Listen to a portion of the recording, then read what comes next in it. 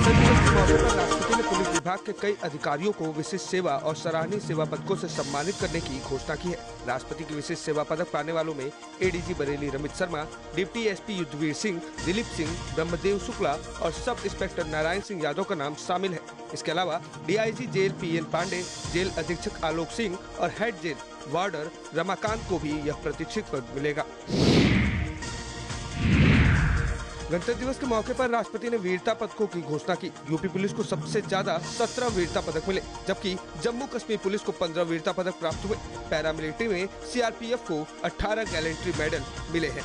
UP police के 17 अधिकारियों को और कर्मचारियों को राष्ट्रपति गैलेंट्री मेडल मिलेगा, जिसमें IPS Ashok Kumar Meena, Nipun Agarwal, doctor Diksha Sharma, deputy SP Swatantra Kumar Singh, inspector Geetesh Kapil, Amit, Abdul Rahman Siddiqui, sub inspector Munish Singh, Angad Singh Yadav, constable Devdutt Singh, Rajan Kumar और रितुल शर्मा का नाम शामिल है। महाकुंभ के दौरान वंदे भारत ट्रेन से श्रद्धालु नहीं पहुंच पाएंगे। 4 फरवरी तक गोरखपुर, लखनऊ, प्रयागराज वंदे भारत एक्सप्रेस कैंसिल रहेगी। इसके अलावा 12-2-7-5 प्रयागराज नई दिल्ली एक्सप्रेस और 12-2-7-6 नई दिल्ली प्रयागराज एक्सप्रेस भी 3 फरवरी तक कैंसिल रहेगी। कई अन्य ट्रेनें जैसे 18-309 संबलपुर जम्मूवती, 12-311 हावड़ा कालका एक्सप्रेस और 12-815 पूरी आनंद विहार एक्सप्रेस भी कैंसिल रहेगी। सपा के राष्ट्रीय अध्यक्ष अखिलेश यादव ने भाजपा पर तंज कसते हुए कहा कि भाजपा केवल 1 ट्रिलियन झूठ का रिकॉर्ड बना सकती है। उन्होंने कहा कि यूपी की अर्थव्यवस्था $1 ट्रिलियन तक पहुंचने का दावा असंभव है और इसे एक महाझूठ बताया। अखिलेश ने यूपी सरकार की नीतियों को निशाना बनाते हुए कहा कि किसानों, व्यापारियों और श्रमिकों की समस्याएं बढ़ रही हैं।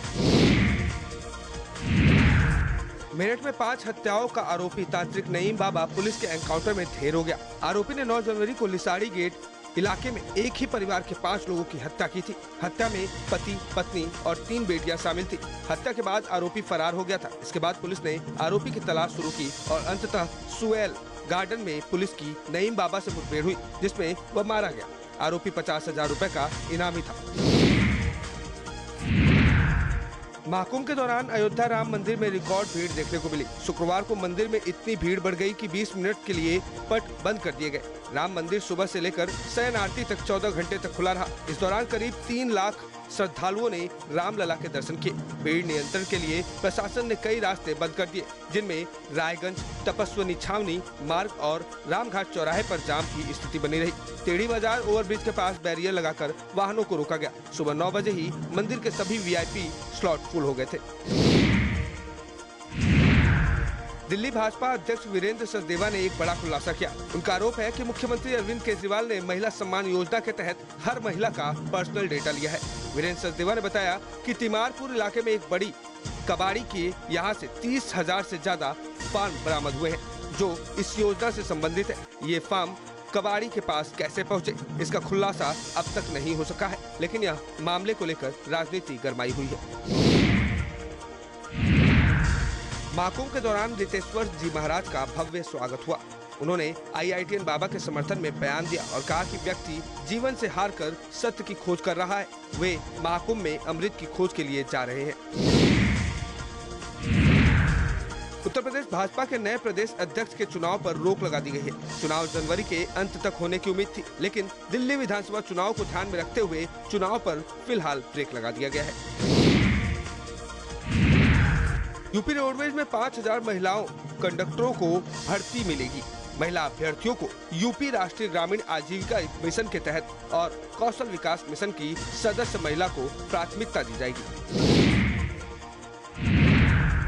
आज शाहजहांपुर में फिल्म अभिनेता राजपाल यादव के पिता नौरंग यादव का निधन हो गया। उनका अंतिम संस्कार कुंडरा गांव में किया जा रहा है। वे लंबे समय से बीमार चल रहे थे। आगरा के डीआईजी जेल प्रेमनाथ पांडे को राष्ट्रपति का विशिष्ट सेवा पदक मिलेगा। यह सम्मान उन्हें उनकी उत्कृष्ट सेवा के लिए दिया जाएगा। प्रेमनाथ पांडे वर्तमान में आगरा जेल में तैनात है और उनके कार्यों को देखते हुए उन्हें यह प्रतिष्ठित सम्मान मिल रहा है। इस सम्मान से उनके कार्यों की सराहना होती है और यह आगरा जेल के कर्मचारियों के लिए भी एक प्रेरणा का स्रोत बनेगा। हमीरपुर की पुलिस अधीक्षक डॉक्टर दीक्षा शर्मा को राष्ट्रपति वीरता पदक मिलेगा। उन्होंने कुख्यात गैंगस्टर बिल्लू दुजाना को गिरफ्तार करने के दौरान मुठभेड़ में भाग लिया था और गोली लगने के बावजूद अपनी जान की परवाह किए बिना अपराधी को पकड़ लिया था। दिल्ली विधानसभा चुनाव से पहले पोस्टर वॉर जारी है। आप और बीजेपी के एक दूसरे पर आरोप प्रत्यारोप लगाने के सिलसिला लगातार जारी है।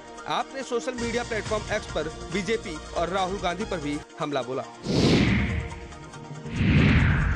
कानपुर देहात में मंत्री डॉक्टर संजय निषाद ने केजरीवाल पर हमला बोलते हुए कहा कि केजरीवाल ने अन्ना हजारे की खेती को काटा है और अब तीसरी बार ऐसी खेती नहीं होनी चाहिए। उन्होंने यह भी कहा कि केजरीवाल ने अन्ना हजारे से किया हुआ वादा पूरा नहीं किया। डॉक्टर निषाद ने केजरीवाल को दिल्ली में प्रदूषण के लिए जिम्मेदार ठहराते हुए कहा, केजरीवाल यमुना पुत्र है, लेकिन यमुना की हालत देखिए और फिर यूपी में गंगा की स्थिति देखिए।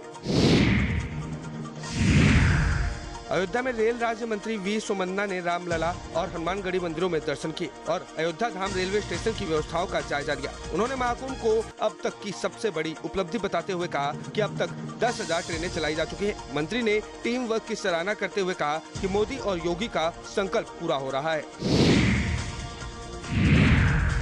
बरेली कॉलेज में चल रही परीक्षाओं के दौरान 7 नकलची छात्रों को गिरफ्तार किया गया है। इनमें 2 BBA और 5 LLB के छात्र शामिल हैं। अब तक कुल 15 नकलची छात्र पकड़े जा चुके हैं। यह कार्रवाई परीक्षा में धोखाधड़ी को रोकने के लिए की गई है और कॉलेज प्रशासन ने नकल करने वालों छात्रों के खिलाफ सख्त कार्रवाई का फैसला किया है।